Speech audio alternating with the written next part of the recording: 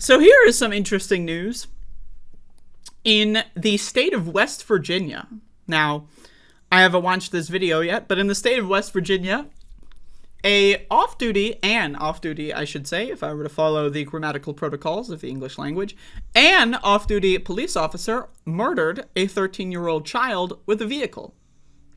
So, let's watch this local news report for more information. Oh shit, it's the fucking audio's not killed by a car. Oh my god, the fucking audio here. Holy shit. Every one of these websites, man. Holy fucking fuck. Audio engineering are not these bitches' specialties. West Virginia State Police say Lainey Hudson was hit and killed by a marked cruiser that was driven by an off-deputy, Cabell County Sheriff's deputy.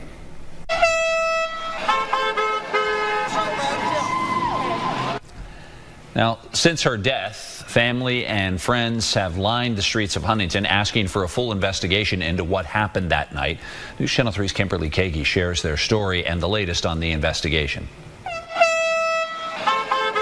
A honk for Lainey Hudson. West Virginia State Police say the 13-year-old was hit and killed on December 30th by a marked cruiser driven by an off-duty Cabell County Sheriff's deputy. It happened at... So I have a question, just out of curiosity. Why is it that an off-duty officer is driving around a police car? Does anyone know? Like, why is that a thing? The intersection of 31st Street and 5th Avenue.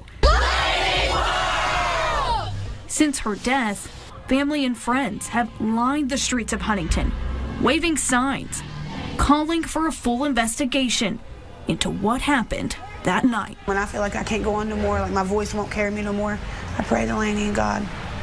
And they carry me through this. They are what's carrying us all through this. Lainey's aunt, Jessica Sloan, has spent the last 3 days at the Cabell County Courthouse wanting to be heard. To see that you guys have a crowd of people out here, what does that mean to you? A lot. Lets us know just how much Lainey really was loved, how much she really is going to be missed, that her name's not going to die. West Virginia State Police is investigating the incident. WSAZ... Isn't that great, everybody? They're investigating. Now, I have a question. Let's just say I learned how to drive. I don't know how to drive. I don't have a driver's license. But let's just say I go to driver's school, get a license, get a car, and then go murder a 13-year-old with my car. Would there be an investigation into what happened? Or would I be brought to jail immediately? I'm just curious, right? Like, I'm just thinking about this out loud. Like, and if anyone wants to go out there with their car and murder a 13-year-old just, to see what happens, not that I'm advocating for that. I'm just saying, what the fuck is the difference between a human being and a police officer? Well, the difference is that police officers are not human beings, and therefore they should be charged and treated even worse than what we should do to human beings. And again, police officers are not human. What they are agents of evil. It's just that simple, right? They are agents that sold their soul to the government for a really shitty paycheck so that they could march through the streets and kill anybody that they want without any repercussions. That's what police are. Let's keep going. He has learned the deputy behind the wheel passed 2 breathalyzer tests while on scene Friday night. So, okay. So let's get this straight. The cop said that the other cop was totally sober, bro.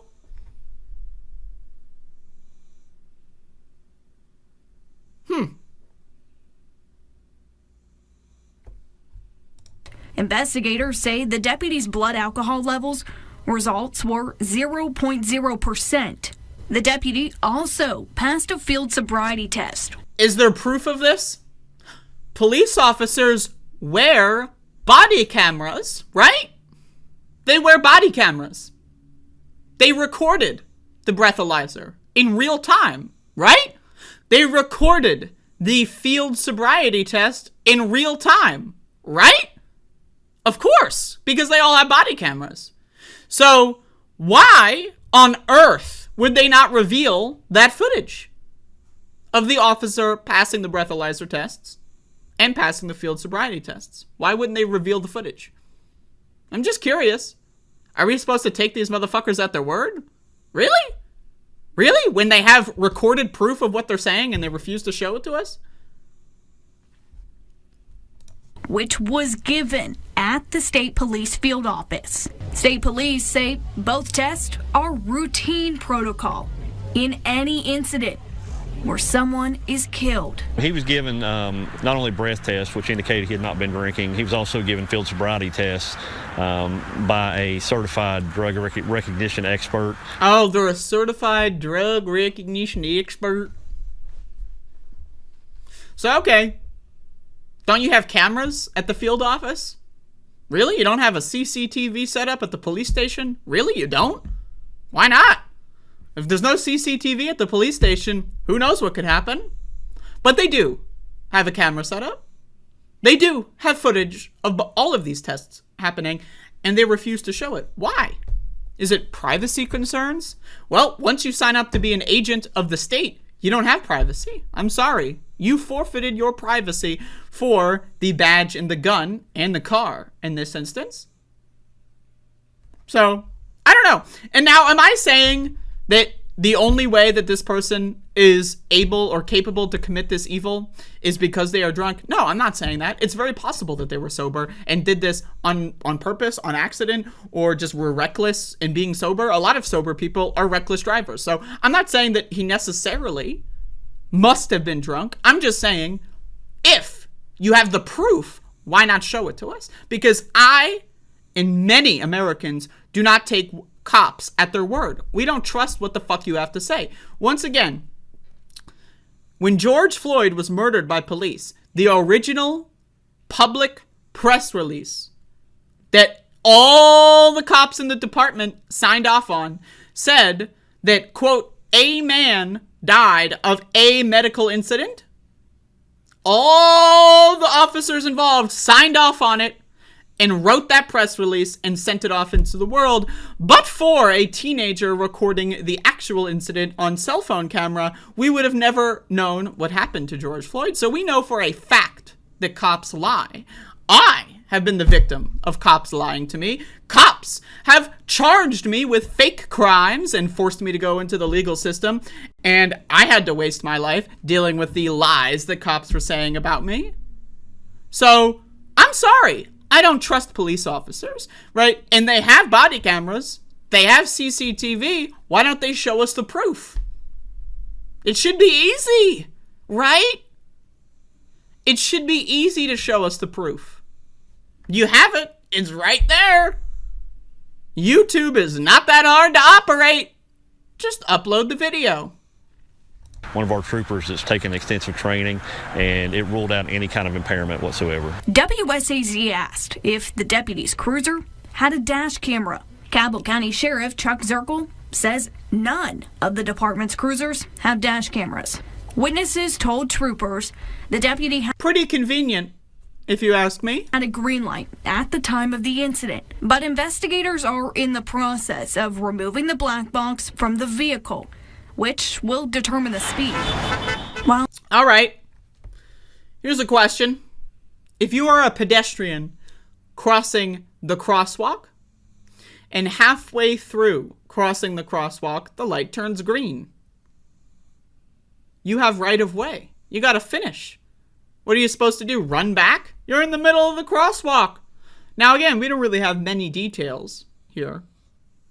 But, drunk or not, this is reckless driving. If you kill someone with your car, that is reckless driving. I don't know what else to fucking tell you.